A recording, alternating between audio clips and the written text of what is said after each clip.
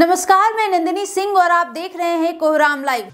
हेमंत सरकार के अधूरे वादों को याद दिलाने के मकसद से रांची के मोरहाबादी मैदान में जुटे भाजपाइयों के साथ पुलिस की जहां तहां झड़प हुई। पुलिस ने बल प्रयोग करते हुए वाटर कैनन और आंसू गैस के गोले दागे। इस झड़प में पुलिस जवान सहित कई चोटिल हो गए। बेतरह घायल भाजपा कार्यकर्ताओं को रिम्स में भर्ती कराया गया। भाजपा युवा मोर्चा के आह्वान पर आज आक्रोश रैली निकाली गई थी। घायलों को देखने भाजपा के महामंत्री करमवीर सिंह, नेता प्रतिपक्ष अमर बावरी, विधायक नवीन जायसवाल, विधायक समरी लाल और विधायक भानु प्रताप शाही सहित कई नेता रिम्स पहुंचे। रिम्स के ट्रॉमा सेंटर में भर्ती गंगेश्वर यादव को मिलने के बाद भाजपा के वरिष्ठ नेताओं ने भरोसा दिलाया कि पूरी पार्टी उनके साथ है। उनके इलाज में किसी तरह की कोई कोताही नहीं होने दी जाएगी। घायलों को दूसरे प्राइवेट अस्पताल में शिफ्ट करने को कहा गया। दिग्गज नेताओं ने कहा कि हेमंत सोरेन की सरकार ने आज जो कार्रवाई की वो जनरल डायर की याद दिलाती है। वहीं दूसरी तरफ झामुमो कार्यकर्ताओं ने आज गिरिडीह में अधिकार मार्च निकाला। गिरिडीह में निकाली गई इस यात्रा में मोदी सरकार के खिलाफ खुलकर नारेबाजी हुई। गिरिडीह के झामुमो जिला अध्यक्ष संजय सिंह के नेतृत्व में यह मार्च निकाला गया। राजधानी रांची के मशहूर भगवान महावीर मेडिकल अस्पताल के डॉक्टर इश्तियाक अहमद को अस्पताल से टर्मिनेट कर दिया गया। अस्पताल में वर्षों से रेडियो डायग्नोसिस कंसल्टेंट के तौर पर काम कर रहा था। झारखंड एटीएस द्वारा डॉक्टर को उठा लिए जाने की फैली खबर के बाद हरकत में आए मेडिकल अस्पताल ने उन्हें तुरंत टर्मिनेट कर दिया। आतंकी संगठन अलकायदा इन इंडियन सब कॉन्टिनेंट के लिए झारखंड मॉड्यूल के रूप में काम करने का इल्जाम लगा है। सबसे हैरत की बात यह है कि डॉक्टर इश्तियाक अहमद गुजरे कई वर्षों से मेडिकल अस्पताल से जुड़ा था, लेकिन इसकी भनक अस्पताल को नहीं लगी। सूत्रों के अनुसार इस अस्पताल में एचआर विभाग है। इनका काम किसी भी डॉक्टर को जोड़ने से पहले उनका पुराना रिकॉर्ड चेक करने का भी है। एक डॉक्टर के कथित तौर पर आतंकी संगठन से जुड़े रहने की फैली खबर के बाद जितनी जुबान उतनी तरह की बातें सामने आ रही है।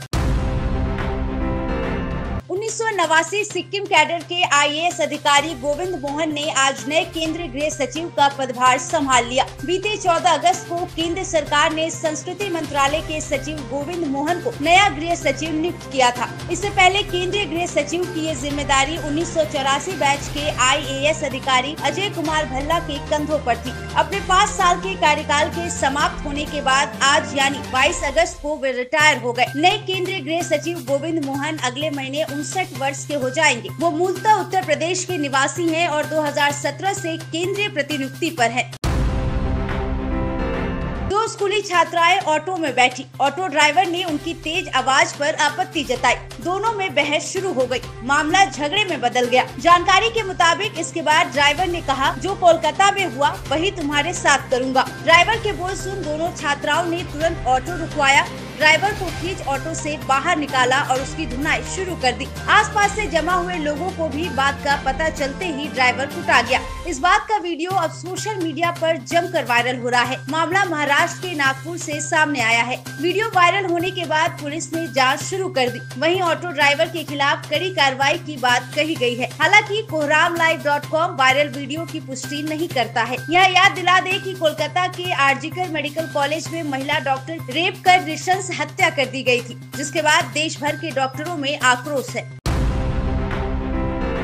किसी जमाने में राजद सुप्रीमो लालू प्रसाद यादव के सबसे करीबी और वफादार रहे पूर्व मंत्री श्याम रजक अगले 9 रोज के अंदर जदयू का दामन थाम सकते हैं। राष्ट्रीय जनता दल के राष्ट्रीय महासचिव के पद और पार्टी की प्राथमिक सदस्यता से इस्तीफा देने वाले बिहार के दिग्गज नेता श्याम रजक संभवतः 1 सितंबर को नीतीश कुमार की पार्टी जदयू से अपना नाता जोड़ लेंगे। ये जदयू में उनकी दूसरी पारी होगी। श्याम रजक ने मीडिया से कहा कि उनकी पसंदीदा फुलवारी शरीफ विधानसभा सीट के लिए जदयू से भरोसा मिल गया है। जदयू में जाकर अभी से ही विधानसभा चुनाव को लेकर मेहनत करने लगेंगे। राजद में उचित स्थान और मान सम्मान नहीं मिलने के चलते उन्होंने सत्ताधारी जदयू का दामन थाम लिया था। राजद ने साल 2020 के विधानसभा चुनाव में उन्हें ये मौका नहीं देकर सीट माले को दे दी थी। तब वो खून के घूंट पी कर रह गए थे। लोकसभा चुनाव 2024 में उन्होंने उम्मीद लगा रखी थी कि उन्हें समस्तीपुर सीट से चुनाव लड़ने का मौका मिल सकता है, पर ऐसा नहीं हुआ। श्याम रजक ने मीडिया से कहा कि संगठन ने उन्हें मोहरा बना कर रखा था और वे रिश्ते निभाते रहे।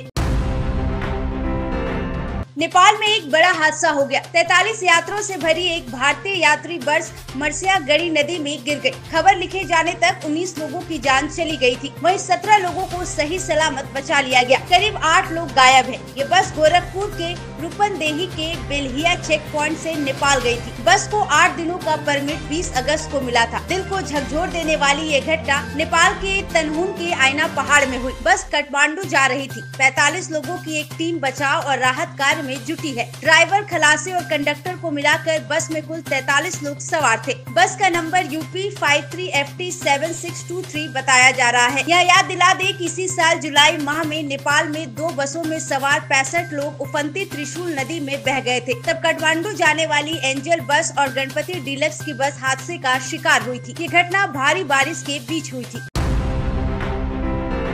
दिल्ली के CM अरविंद केजरीवाल के खिलाफ मुकदमा चलाने की अनुमति कोर्ट ने दे दी है। दिल्ली शराब नीति मामले में केजरीवाल के साथ साथ आप विधायक दुर्गेश पाठक पर भी मुकदमा चलाने की मंजूरी मिल गई है। अदालत ने बीते 12 अगस्त को CBI को CM केजरीवाल और पाठक पर मुकदमा चलाने के लिए आवश्यक मंजूरी प्राप्त करने के लिए 15 दिन का समय दिया था। इस बिंदु पर अगली सुनवाई 27 अगस्त को होगी। इससे पहले CM अरविंद केजरीवाल को सुप्रीम कोर्ट से बड़ा झटका मिला। उनकी जमानत याचिका पर आज सुप्रीम कोर्ट में होने वाली सुनवाई टल गई। CBI ने अदालत से जवाब देने के लिए 1 हफ्ते का और समय मांगा है। केजरीवाल की जमानत याचिका पर अगली सुनवाई 5 सितंबर को होगी। DGCA ने टाटा समूह के स्वामित्व वाली एयर इंडिया पर 90 लाख रुपए का जुर्माना लगाया है। ये जुर्माना अयोग्य पायलट के साथ उड़ान संचालित करने के जुर्म में लगाया गया है। वहीं एयर इंडिया के संचालन निदेशक पंकुल माथुर और प्रशिक्षण निदेशक मनीष वासवदा पर क्रमशः 6 लाख रुपए और 3 लाख रुपए का अलग से जुर्माना लगाया गया है। मीडिया रिपोर्ट्स के अनुसार DGCA ने कहा कि संबंधित पायलट को भविष्य में ऐसी घटनाओं को रोकने के लिए सावधानी बरतने की चेतावनी दी है। मीडिया को जारी एक विज्ञप्ति में कहा गया कि एयर इंडिया ने एक गैर प्रशिक्षित लाइन कैप्टन द्वारा संचालित एक उड़ान का संचालन किया। उसके साथ एक गैर प्रशिक्षित प्रथम अधिकारी भी भेजा गया। नियामक ने इसे सुरक्षा की दृष्टि से एक गंभीर चूक के रूप में देखा है। ऐसे ही झारखंड और देश दुनिया की झटपट खबरों के लिए बने रहिए कोहरामलाइव.com के साथ।